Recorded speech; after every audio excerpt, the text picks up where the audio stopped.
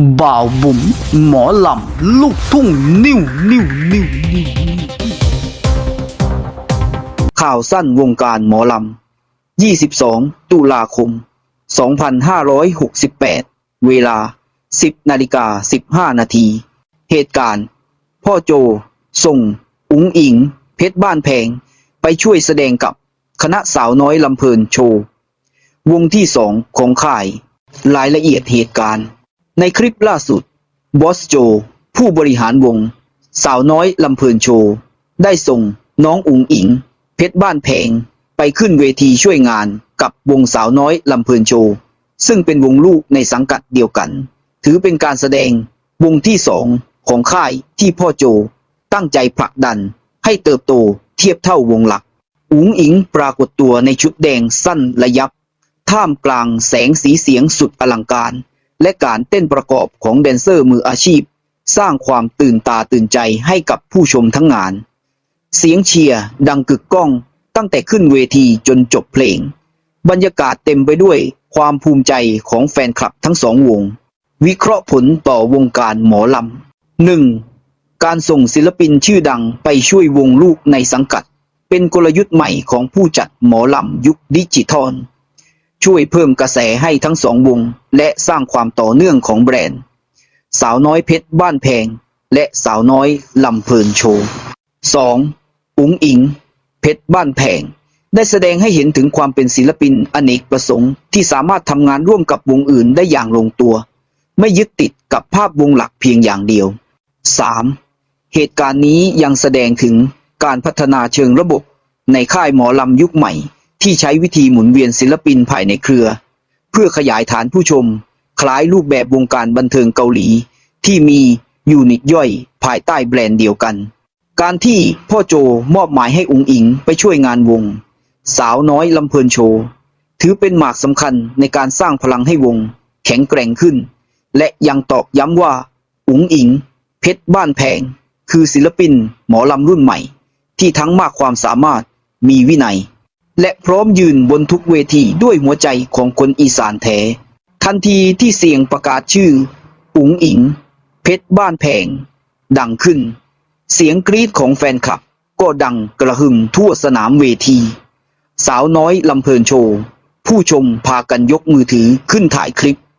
ขณะที่บางส่วนถือป้ายไฟและภาพของน้องโบกไปมาอย่างภาคภูมิใจน้องอุ๋งอิ๋งก้าวขึ้นเวทีด้วยรอยยิ้มมั่นใจสวมชุดสีแดงสดประดับเพชรวิบวับแสงไฟจับต้องทั่วร่างเสียงเพลงขึ้นจังหวะพร้อมแดนเซอร์ชุดขนนกสีทองที่ล้อมรอบเธอเปล่งเสียงร้องในน้ำเสียงที่กังวานชัดและทรงพลังทำให้บรรยากาศเวทีร้อนแรงตั้งแต่ช่วงเปิดตัวปฏิกิริยาแฟนคลับทันทีที่อุ๋งอิ๋งขยับตัวร้องเพลงแรกเสียงเชียร์และเสียงปรบมือดังขึ้นไม่ขาดสายหลายคนตะโกนเรียกชื่ออุ๋งอิ๋งกึกก้องราวกับคลื่นเสียงซัดไปทั่วลานคอนเสิร์ตแฟนคลับบางคนถึงขั้นน้ำตาคลอเมื่อเห็นน้องกลับมาขึ้นเวทีอย่างมั่นใจอีกครั้งหลังจากที่น้องไปหาหมอรักษาเสียงในวันก่อนบรรยากาศอบอุ่นเหมือนเวทีแห่งความรักและแรงสนับสนุนของครอบครัวหมอลำจริงๆวิเคราะห์ผลต่อวงการหมอลำการปรากฏตัวของอุ๋งอิ๋งเพชรบ้านแพงบนเวทีสาวน้อยลำเพลินโชว์ครั้งนี้ถือเป็นปรากฏการณ์แฟนคลับหลั่งไหลที่ชัดเจนที่สุดในช่วงปลายปี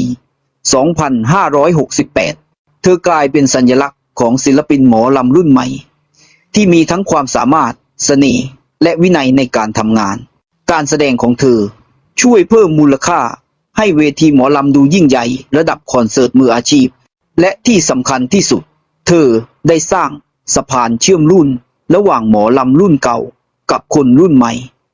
ที่เริ่มหันกลับมาชื่นชมวัฒนธรรมอีสานผ่านเสียงเพลงและการแสดงค่ำคืนนี้เวทีหมอลำไม่ได้มีแค่เสียงแคนกับแสงไฟแต่มี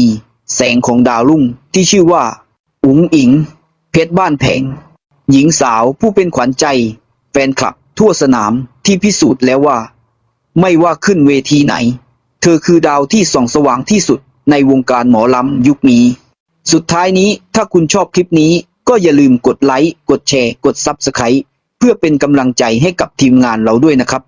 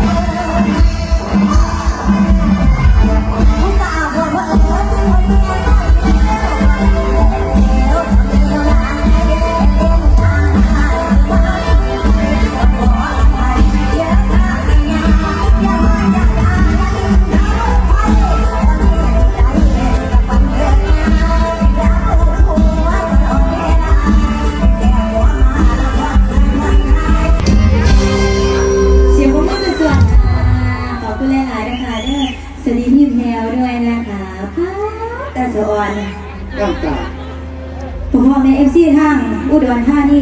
มันมีแต่ผู้ทหารแต่แท้งเดียวค่ะขอเสียงเอฟซีสาวน้อยลำเพื่อนโชว์ได้แล้ว